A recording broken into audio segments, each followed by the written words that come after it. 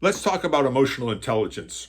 I'm going to use Daniel Goleman's design of emotional intelligence. It's called a 2x2 matrix. And if you're in consulting, you really want to know how to do a 2x2 matrix. Or if you want to get into management or you are in management, you should understand what a 2x2 matrix is.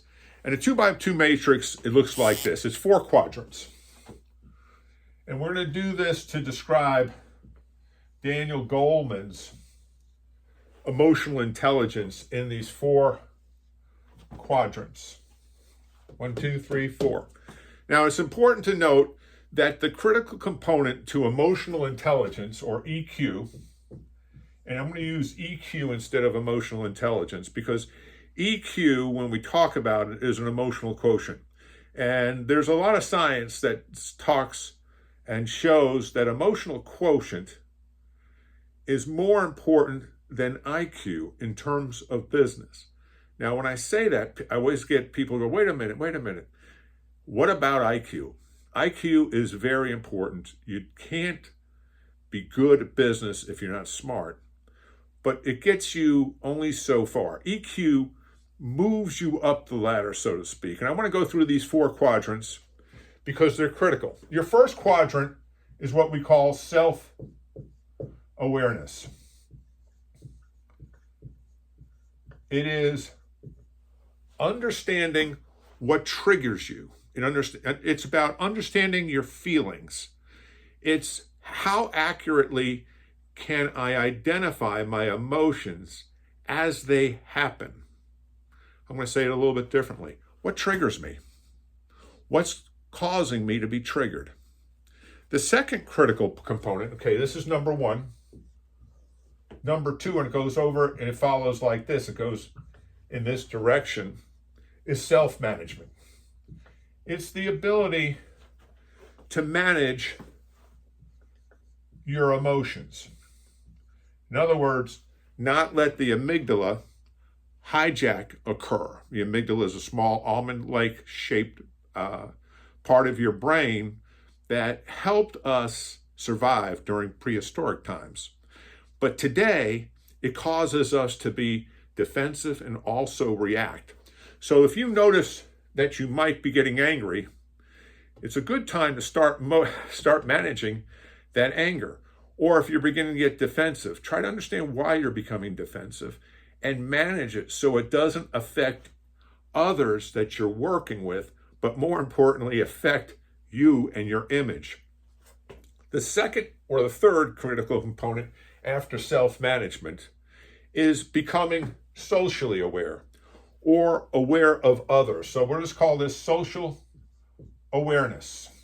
Social awareness is when you're beginning to notice what triggers other people or begin to understand other people's emotions, whether it's in a group setting or a one-on-one. And it's basically how accurately can you identify your emotions or somebody else's emotions and tendencies as you interact with that group. Does that make sense? It's how accurately you can identify your emotions and their emotions as you interact with a group or another individual. Okay, this is a critical component. You can't get here without going to here.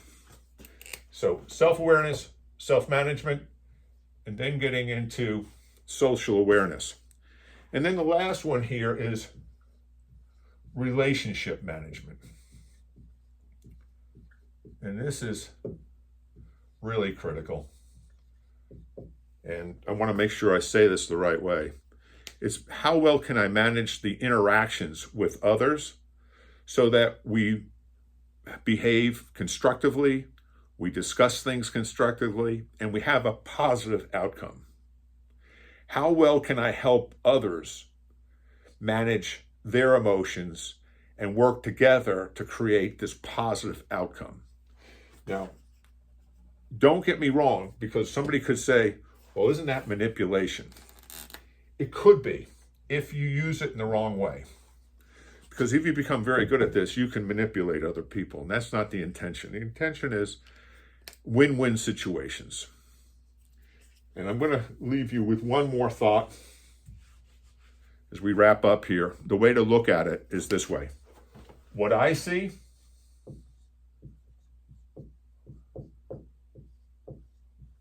and that goes down this way. This is what I see, and this is what I do.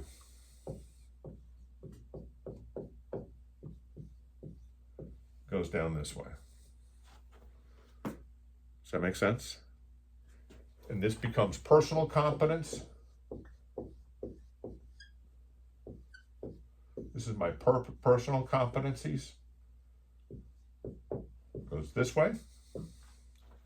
My ability to be aware of my emotions and also be aware that I can manage my emotions.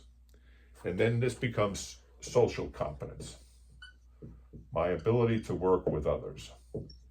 And this is where you're going to be paid more money, get more opportunities for job growth, is your ability to work with others well. And then last is empathy. A lot of people change Goleman's quadrants down here and they put empathy in one of these two quadrants. Empathy actually runs through these two quadrants to be able to understand others, see where they're coming from. It's very different than sympathize, but it's critical. And this is a whole course within itself. Hopefully this makes sense, and we'll talk to you later. Thanks for watching.